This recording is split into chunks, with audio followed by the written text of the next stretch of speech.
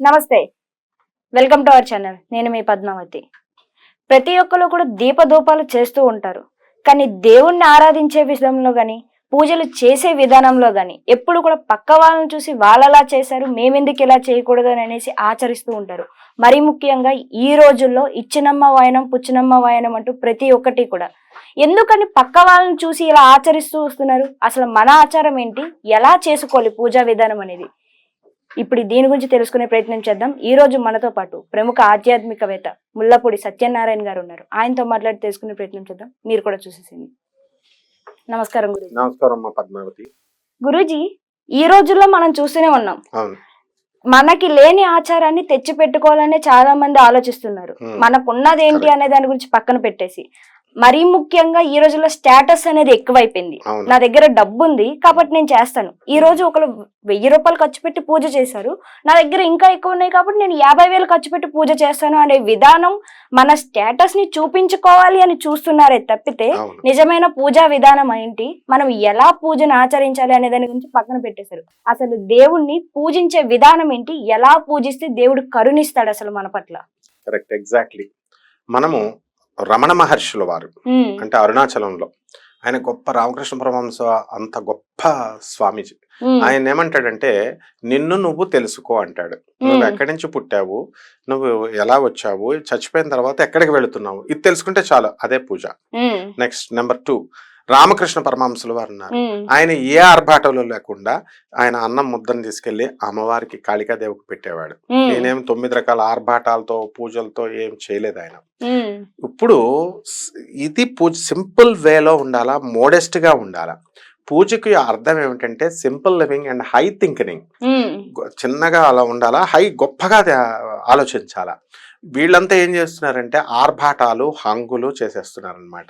పక్క వాళ్ళ పిల్లోడు ఒక కాస్ట్లీ కాలేజ్ లో జాయిన్ చేస్తే, ఒక ఇంటర్నేషనల్ స్కూల్లో జాయిన్ చేస్తే నా పిల్లోడిని కూడా అందులోనే వేసేయాలి. పక్కనోడు ఇంజనీరింగ్ లో వేస్తే నేను ఇంజనీరింగ్ లో వేసేయాలి, మెడిసిన్ అంటే మెడిసిన్, ఇట్లా తయారైపోయింది. కానీ ఆ స్టూడెంట్ ఏమవుతున్నాడు నాకు తెలుసు, ఒక ప్రొఫెసర్ గా. ఎలా అంటే ఆ అబ్బాయి ఈ యొక్క బ్యాక్లాగ్స్ ఉండిపోతున్నాయి, బ్యాక్లాగ్స్ ఉండిపోయి ఫెయిల్ అయిపోతున్నాడు పాప. అందువల్లనే ఐఐటీస్ లో నువ్వు కనుక తీసుకున్నట్లయితే ఎప్పుడు ప్రతి సంవత్సరం కూడా కొన్ని 100 మంది బ్యాక్లాగ్స్ తో బయటకు వచ్చేస్తున్నారు. కాబట్టి మనం ఏంటో మనము విధానంలో మనం ఆలోచించుకోవాలి తప్ప పక్క వాళ్ళని చూసి కాపీ కొడితే ఎప్పుడు దెబ్బతింటాం. అయ్యప్ప స్వామి వారి పూజలు కనుక మనం చూసుకున్నట్లయితే బయట వాళ్ళు 2 లక్షలు ఖర్చు పెట్టి చేశారు కాబట్టి మనం 5 లక్షలు అని చెప్పి 18 మెట్లు పాపం అప్పులు చేసేసి మరీ చేసే వాళ్ళు కూడా ఉన్నారు. అలాగే వరలక్ష్మి వ్రతాలు, ఇక సత్యనారాయణ స్వామి వ్రతాలు, ఇక ఏ పూజలైనా సరే, మరి ముఖ్యంగా వారాహి అమ్మవారి నవరాత్రులు అసలు కొంతమంది మాత్రమే చేసుకునే పద్ధతిని తీసుకొచ్చి ప్రతి ఒక్కరు ఆచరించే విధానంగా చేస్తున్నారు. మనకి లేనిదని మనం చెయ్యొచ్చు అంటారు? అసలు చేయకూడదు. ట్రెండింగ్ లో ఉన్నటువంటి వాళ్ళు ట్రెండింగ్ ని తీసుకొచ్చారు. మనుషులకే కాదు, ట్రెండింగ్ దేవతలకు కూడా తీసుకొస్తారు. మొన్నటిదాకా ఎర్రవరం నరసింహస్వామి అని చెప్పారు, ఇప్పుడు అది పడుకుంది ఆ టెంపుల్. ఆ అబ్బాయిది వెళ్ళిపోయారు తెగ బస్సుల్లో, ప్రజలు అలాగే వెళ్తారు. 20 years వాళ్ళు అందరూ కూడా ప్రత్యంగిర వారాహి అమ్మవారిని ట్రెండింగ్ లోకి తెచ్చారు. ఆమె లక్ష్మి, సరస్వతి, పార్వతి, ఈ 3 సత్వగుణము, రజోగుణము, తమోగుణము 3 అనమాట. ఈ 3 దాటి ఫ్రేమ్ లో ఇంకా ఏది రాదు. 3టికి అతీతులు ఈ అమ్మవార్లు. ఈ వారాహి అమ్మవారు తమోగుణ సంపన్నురాలు, అంటే ఈమె సరస్వతి రూపంలోకి వచ్చేస్తుంది. ఆమె ఉగ్రదేవతలు కోపంగా ఉన్నటువంటి వాళ్ళు వీళ్ళు అంటున్నారు. అసలు దేవతలకు ఉగ్రం అవేమి ఉండవు. జగద్గురువులైనటువంటి శృంగేరి పీఠాధిపతులు భారతీ తీర్థ స్వాముల వారు, తర్వాత మన విధుశేఖరేంద్ర సరస్వతి స్వాముల వారు సాక్షాత్తు ఆయనే చెప్పారు. మన గురువుగారు అయినటువంటి నండూరు శ్రీనివాసరావు గారు వెళ్ళి క్లారిఫికేషన్ ఇచ్చారు, అడిగితే ఆయన ఇచ్చారు. దేవతలు ఉగ్రదేవతలు సాత్విక దేవతలే, ఉగ్రదేవతలను ఉండరు. అమ్మవారు భయంకరంగా ఉన్నంత మాత్రాన పూజించకూడదు అని లేదు, సింపుల్ గా పూజ చేసుకోవాలి. అది రాక్షసులకి ప్రళయకాలంగా వాళ్ళని చంపాలి కాబట్టి ఉగ్రంగా ఉంటారు, కానీ మామూలు మనుషులకి భక్తులకి సాత్వికంగా ఉంటారు. కాబట్టి ఈ పూజా విధానం ఎవరైనా చేసుకోవచ్చు అన్నారు, కానీ సింపుల్ గా చేసుకోమన్నారు. వీళ్ళు ఏం చేస్తున్నారు, ఆర్భాటాలు. వారాహిదేవి పూజ పెట్టుకుంటే 3 లక్షలు 2 లక్షలు దాటే పైన. కాబట్టి అసలు ఇది పూజే కాదు. పూజ అంటే ఏంటంటే 1:1 రేషియోలో ఉండాలి. ఎలా అంటే దేవుడు మన విగ్రహ రూపంలో చూస్తున్నాము, భక్తుడు నేను కూర్చున్నాం. అంతేగాని తన పక్కన భర్త కూడా ఉండకూడదు, భార్య కూడా ఉండకూడదు. అంటే 1:1 రేషియోలో.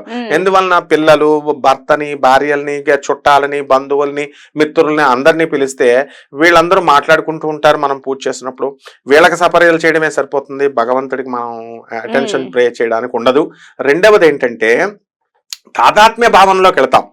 మనము మూలాధారైక నిలయ బ్రహ్మగ్రంథి విభేదిని అని లలిత శాస్త్రం చదువుతున్నాం అనుకో, ఆటోమేటిక్ గా మూలాధార చక్రం విచ్ఛిన్నం అవుతున్నట్టు భావన చేసుకుంటూ చెయ్యాలి. ఇది మెడిటేషన్ ప్రాసెస్, అదే పూజ ప్రాసెస్. సో ఆ జ్యోతి వెళ్తున్నట్టుగా వీళ్ళ చక్రం విచ్ఛిన్నం అవుతున్నట్టుగా ఇమాజినేషన్ అన్నమాట పూజ అంటే. అలా సహస్రార చక్రం వరకు తీసుకెళ్ళాలి. అప్పుడు ఒక వేవ్ ని క్రియేట్ చేస్తాం. ఎలాగైతే ఫిజిక్స్ లో ట్యూనింగ్ ఫార్క్ అని తీసుకుంటాం, దాన్ని పౌనఃపుణ్యం. ఇలా కొట్టగానే 320 పౌనఃపుణ్యం వచ్చింది. ఇంకోసారి కొట్టగానే వైబ్రేషన్స్ వచ్చి 520, 720 హెర్ట్జ్లు అని ఫ్రీక్వెన్సీని క్రియేట్ చేస్తాం. అంటే మనకు కావలసినంత ఫ్రీక్వెన్సీని దేవుడితో మనం క్రియేట్ చేస్తాం. భావాలు అంటాం వీటిని, తాదాత్మ్య భావాలు, భగవంతుడిలో లీనమైనప్పుడు అనుభూతులు అంటాం. వీళ్ళు ఎప్పుడైతే పక్కవాడు సరిగ్గా 320 నుంచి మనం 520కి తీసుకెళ్తున్న టైంలో వీడు వచ్చి డిస్టర్బ్ చేస్తాడు. సెల్ ఫోన్ పక్కన ఉంటుంది, అది మోగుతుంది, తల్లిదండ్రులు ఎవరో ఒకళ్ళు పిలుస్తారు, మొత్తం పోతుంది, వేవ్ ఇలాగా డిస్కనెక్ట్ అయిపోద్ది. ఏ విధంగా అయితే ఈసీజీలో బ్లడ్ హార్ట్స్ ఇచ్చేసినప్పుడు వేవ్స్ ఇలా కదిలిపోతాయి, అప్పుడు పోయింది పూజ, అప్పుడు వేస్ట్ అన్నమాట. కాబట్టి ఎవరైతే పూజ చేసుకోవాలనుకుంటున్నారో అస్సలు ఏ ఆర్భాటాలు అవసరం లేదు. ఏ 9 రకాల నైవేద్యాలు, 9 రకాల చీరలు, ఒత్తులు, నల్ల ఒత్తులు, ఎర్ర ఒత్తులు, ఇటువైపు పెట్టాలి, ఇవేం అవసరం లేదు. పెట్టకుండా కేవలము కృష్ణుడు, నేను చెప్పేవన్నీ ప్రామాణికంగా చెప్తున్నాను, ప్రామాణికంగా భగవద్గీతలో క్లియర్ గా చెప్పాడు శ్రీకృష్ణుడు. ఏమని చెప్పాడు? పత్రం పుష్పం ఫలం తోయం. ఒక పువ్వు పెట్టు, ఒక ఆకు పెట్టు, అదే నా నైవేద్యం. ఒక పండు పెట్టు, ఏది లేకపోతే ఒక గ్లాసు నీళ్లు పెట్టు, చాలు నేను తీసుకుంటానన్నాడు. తర్వాత అనన్యాశ్చింతయంతో మా ఏ జనాహ పర్యుపాసతే, నన్ను తప్ప ఎవరిని కూడా నువ్వు ఆలోచించకు, నేను నీ యోగక్షేమం వహామ్యహం, అప్పుడు నేను నిన్ను చూస్తానన్నాడు. అలాగే శ్రీరామ రక్షాస్తోత్రంలో శ్రీరాముడు ఆంజనేయ స్వామి వారు బుధకౌశిక ముని చెప్తాడు, మాతా రామో మత్పితా రామచంద్ర, స్వామి రామో మత్సకా రామచంద్ర, సర్వస్వం మే రామచంద్రో దయాళుర్ నాణ్యం జానే నైవ జానే నజానే. అంతే, నా తల్లి రాముడు, తండ్రి రాముడు, సర్వస్వము రాముడు, స్వామి రాముడు, నా సకుడు రాముడు. ఇంతే అనమాట. ఈ భావనతో చేస్తే ఏ పదార్థాలు తీసుకురావక్కల్లా. ఇది చెప్పడం కోసమే శ్రీకృష్ణ పరమాత్మ మురుగుపోయిన అటుకులు తీసుకున్నాడు.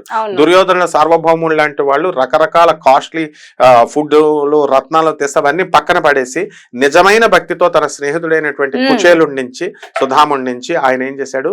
అటుకులు, అవి కూడా మురుగుపోయినవి తీసుకున్నాడు. శబరి తల్లి, శబరి మాత శ్రీరాముడికి సమర్పించేటప్పుడు ఒక పండుని తీసుకుని టేస్ట్ చూసి ఎంగిల్ చేస్తున్నానన్న స్పృహ కూడా లేకుండా తనకిచ్చింది. అలాగే ఒక భక్తుడు ఏం చేస్తాడంటే అరటిపళ్ళు పెడుతూ ఆ తొక్కల్ని పెడతాడు. అన్నమయ్య సినిమాలో కూడా చూపించాడు. పండును పడేస్తాడు, తొక్కలు పెడతాడు వెంకటేశ్వర స్వామికి. అది ఉండాల, ఆ భావన ఉండాల. అంతేకాని మనము ఈ రకంగా, అదే గోదాదేవి కూడా ఏం చేసేది, రంగనాథుడికి శ్రీరంగంలో స్వామికి మాల కట్టేటప్పుడు, తులసి మాల కట్టి పూలమాల కట్టేటప్పుడు ఫస్ట్ తను అలంకరించేసేది. అలంకరించేసి బాగుందా, బ్యూటిఫుల్ గా ఉందా, ఉంటే అప్పుడు స్వామివారికి ఇచ్చేది. స్వామివారికి వేస్తే ఒక రోజున వాళ్ళ నాన్నగారు విష్ణు చిత్తుడు చూసి ఈ తల వెంటుక పొడుగ్గా చూసి, అమ్మో ఇది వేసేసుకుంది నా కూతురు, ఇది ఇవ్వకూడదని ఇవ్వకుండా, స్వామికి ఇవ్వకుండా ఉంటే స్వామివారు రంగనాథుడే డైరెక్ట్ కల్లోకి వచ్చి చెప్పాడు. వచ్చి భక్తులు ముట్టుకుంటే నాకు ఇష్టము, భక్తులు తింటే నాకు ఇష్టము అని చెప్పి చక్కగా తన మాలను వేసుకొని ఆమెనే పెళ్లి చేసుకుని తనలో ఐక్యమయ్యాడు. ఇది భక్తి ఉండాల. అంటే ఏంటంటే ఈ ఆర్భాటాలు ఇవన్నీ స్టేటస్ల కోసమే. ఒక భక్తురాలు నాకు చెప్పింది, గురువుగారు మీరు సింపుల్ గా ఉండాలంటున్నారండి, సత్యనారాయణ స్వామి వ్రతానికి లేకపోతే కేదార స్వామి వ్రతానికి తాంబూలాలు పెట్టడానికి పిలుస్తున్నారు, మేము పట్టు చీరలు బంగారు నగలు వేసుకోకపోతే మాకు ఒక రకంగా గౌరవిస్తున్నారు, సింపుల్ గా వచ్చే వాళ్ళకి ఒక రకం గౌరవిస్తున్నారు, మరి ఎలాగండి అన్నారు. అంటే సమాజం భ్రష్టత్వం చెందిపోయింది కాబట్టి డాంబికాలకి వీటికి ఇదైపోయింది. వీళ్ళకి దైవభక్తి రాదు, దైవానుగ్రహం రాదు. ఇలా చేస్తే కనుక సింపుల్ గా ఎవరింట్లో వాళ్ళు చక్కగా దీపం వెలిగించి, మన పూర్వీకులు ఎలా చేసేవారు, సింపుల్ గా అగరబత్తి వెలిగించి దీపం వెలిగించి, అది ఏ నూనైనా పర్లేదు, ఎన్ని ఒత్తులైనా పర్వాలేదు, భక్తి ప్రధానం. ఆ విధంగా కుంకుమ, జగద్గురు ఆదిశంకరాచార్యులు వారు ఎక్కడైనా ఈ డాంబికంగా ఇన్ని రకాల నైవేద్యాలు ఇవ్వాలని చెప్పారా? ఆయన రామానుజాచార్యులు వారు చెప్పారా? మరి కబీర్ దాస్ చెప్పాడా? రామదాస్ చెప్పాడా? అన్నమయ్య చెప్పాడా? మహాభక్తులు వీళ్ళు చెప్పలేదు, మరి వీళ్ళు మామూలు వాళ్ళు వచ్చేసి ఇన్ని రకాలు అన్ని రకాలు అంటుంటే అలాగే అయిపోతుంది అనమాట. ఇంకోటి గురుజీ, మరి ఇచ్చినమ్మ వాయనం పుచ్చుకున్నమ్మ వాయనం, అసలు ఈ వాయనాలు ఇచ్చేది కలకాలం పసుపు కుంకాలతో సురక్షంగా బతికొండాలి అనేసి ఇచ్చి పుచ్చుకుంటూ ఉంటారు. మరి దీంట్లో కూడాను ఆర్భాటం అనేది మొదలైంది. వాళ్ళు అది పెట్టారు, నెక్స్ట్ టైం వాళ్ళు మనం పిలిచేటప్పుడు ఇంత ఆర్భాటంగా ఇవ్వాలి అని అనేది. అసలు నిజమైన వాయనం అంటే ఏంటి, ఏమి ఇస్తే మనం అనుకున్నది జరుగుతుంది అని అంటారు? వాయన దానం. వాయన దానం అంటే ఏంటంటే పసుపు కుంకాలు, అపరాలను ఉంటాయి. ఆ అపరాలలో అంటే నవధాన్యాలలో ఒక ధాన్యాన్ని మనం ఇచ్చి, ఆ తమలపాకుని ఇచ్చి, ఆ దానము నేను చేస్తున్నాను, I'm respecting you as the embodiment or the manifested form of the goddess. అంతే. అంటే పక్కన ఎదురుకుండగా ఉన్నటువంటి వాళ్ళని నేను దేవతా రూపంలో చూస్తున్నాను, తాంబూలాన్ని నీకు ఇస్తున్నాను, దక్షిణ నీకు ఇస్తున్నాను, వాయనాన్ని నీకు ఇస్తున్నాను అన్న భావనతో ఇమ్మని చెప్పారు.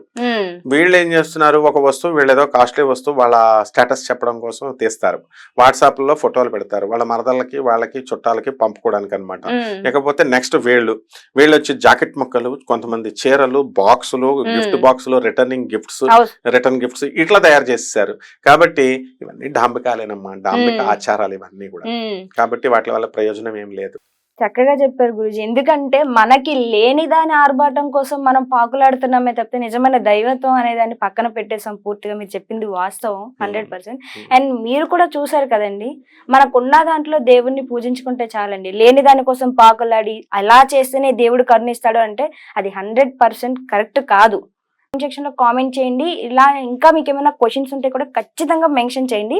మీ కామెంట్స్ కూడా నేను రిప్లై ఇస్తాను. And today this video guys, నమస్కారం, సెలవు.